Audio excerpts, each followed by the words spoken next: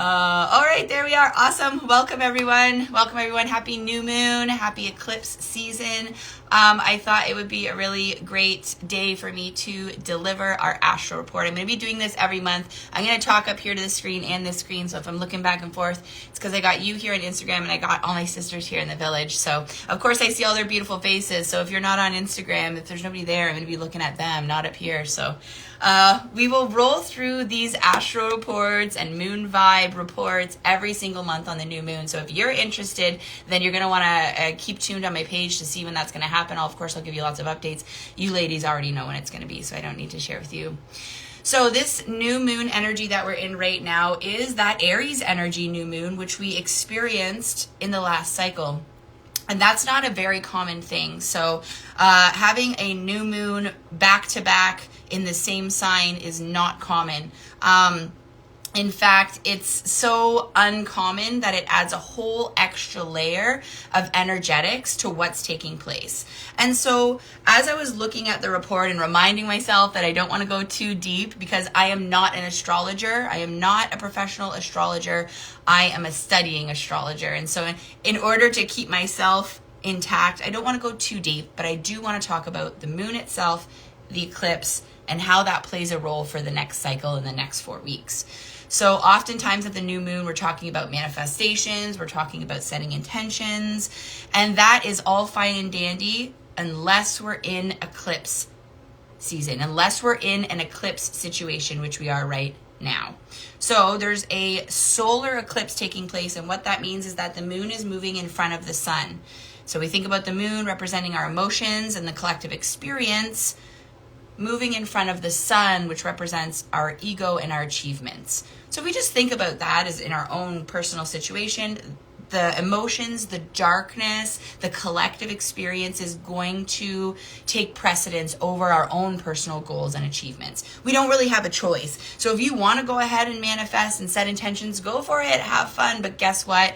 The darkness, the emotions, the things that you need to address are going to play a huge role. They're going to be in the forefront. And so what I like to suggest during eclipse season and some other important astrological times is to prepare for shadow work.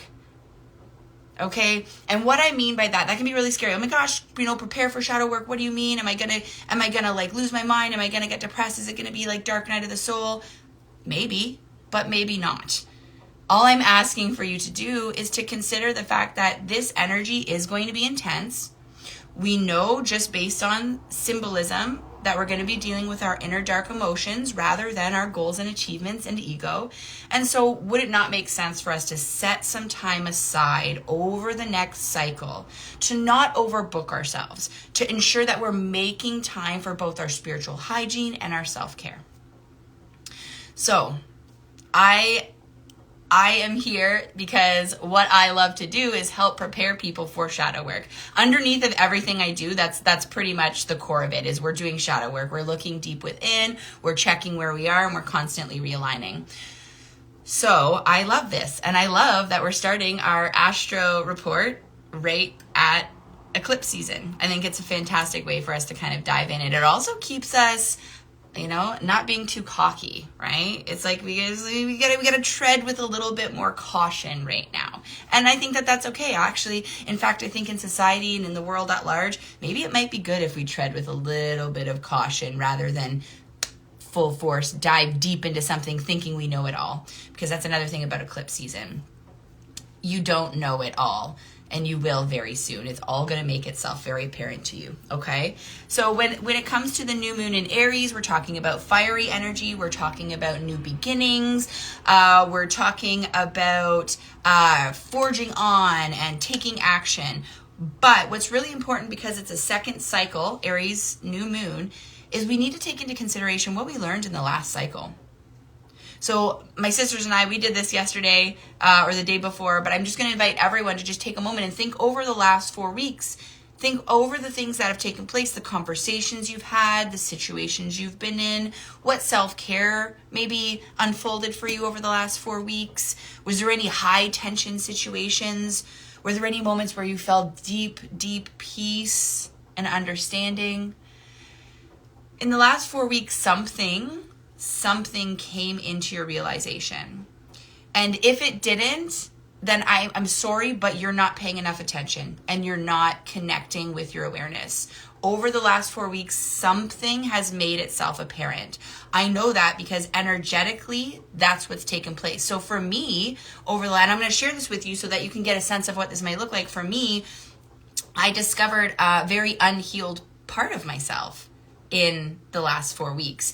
And I was able to meet that part of myself with a much more compassionate, much more peaceful response than I usually have. And so that really made it clear to me that, whoa, there's this part of me that still needs to be loved and healed that I thought wasn't there. And by loving and healing that part of me, I get to rekindle old relationships. I get to have really good sex. I'm not going to lie, that's been a big part of this. I'm enjoying pleasure like never before. And like, we deserve to enjoy pleasure. So, right? I realized that by taking care of that part of myself rather than ignoring her, I am opening myself up to some amazing, incredible things. So as exciting as that sounds, I know that over the next 4 weeks, that part of myself might be triggered again. That part of myself might feel scared or lonely or overwhelmed again. But I'm prepared to meet her with the support, with the village, with our activities together, with some journal prompts, just with some pure love.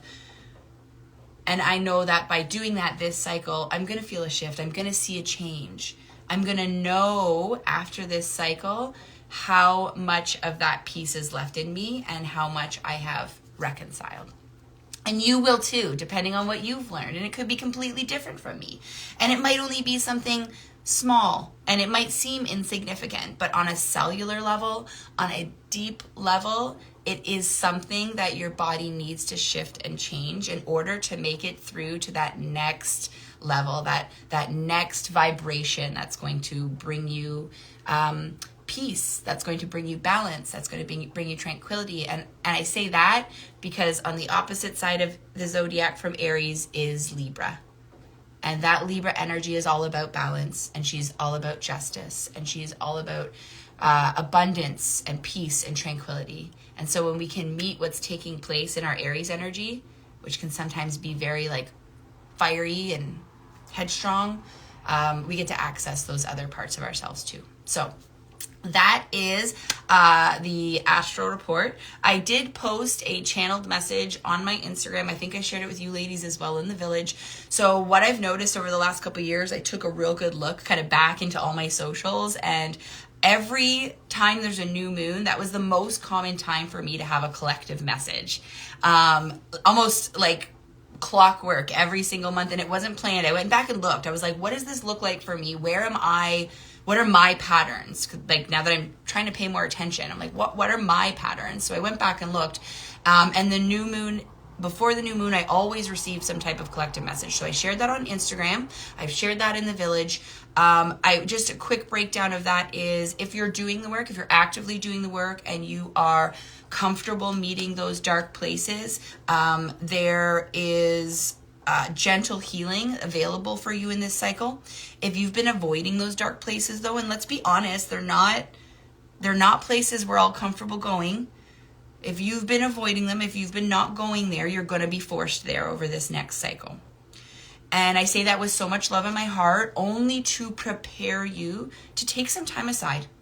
Okay, that's simply it. Make sure that you're not overbooked, so that if you have a day, if you have a moment, if you have a situation, you can just step back and you can take some self-care.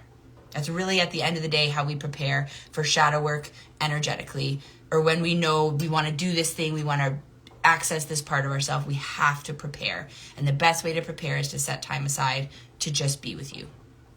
So that's that. I'm going to say goodbye to you guys. I'm going to jump down into the village with my sisters, and we are going to do Cued by the Moon, which I'm pumped